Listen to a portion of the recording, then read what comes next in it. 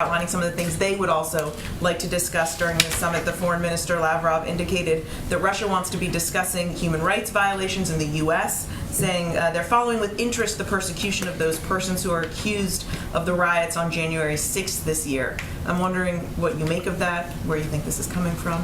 Well, we don't use the Russian government as our guide to human rights models in the world, but I will say that the president has not held back in his view that the attacks on January 6th were a mark on democracy, were a dark day in our own democracy, and certainly I'm sure he'd be happy to repeat that. But the president's view is that there are a range of topics that we should be discussing in this meeting. We'll have more to preview for it, probably in the days in advance of the summit, including on his agenda is, of course, these cyber attacks and the use of ransomware, harboring criminal entities in your own country. Also is their aggressive actions in Ukraine, and also are areas where there can be an opportunity to work together, including nuclear capabilities and security. So lots to discuss. Go ahead. Just to put a fine point on this very quickly, is it President Biden's view that President Putin can stop these attacks, these hacks from occurring if he wanted to?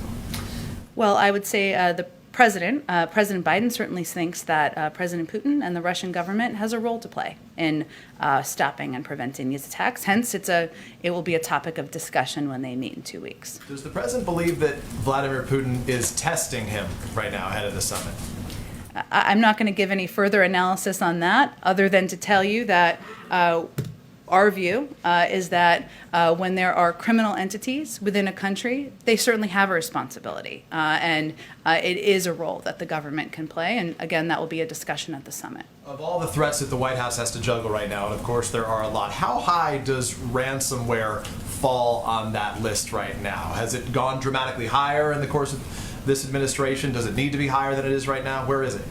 You know how I love rank ordering our focuses and our threats? But it's been growing dramatically, obviously, right? This is now. That is true, and Peter, I just said that. I think that this is this attack that we've seen over the last couple of days, and certainly following the attack that we saw several weeks ago, is also a reminder to the private sector about the need and the importance of hardening their own cybersecurity protections, of investing in and putting in place protections in their own systems. We have given guidance for some time from the federal government, and it is up to a number of these private sector entities to protect themselves as well. The Steamship Authority in Massachusetts reports that they were just the victims of a hack. Has that been communicated to the White House? Are you involved? Do you have any comment or message or anybody to attribute that to?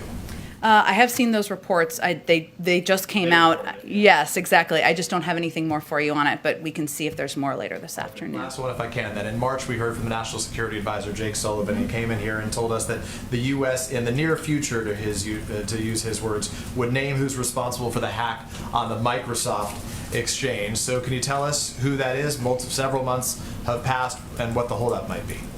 I'm happy to check with our national security team and see if they have an update. As you know, they are quite careful and thorough. I should say thorough is probably the right word, on how they review and assess and provide public guidance, but we can see if there's anything more they can report out. Is the prevailing theory still that it's China, or can you not go any further than he did that? I don't think I have an update on it from what we've provided in the past. Thank you. Go ahead. Thanks, Jen.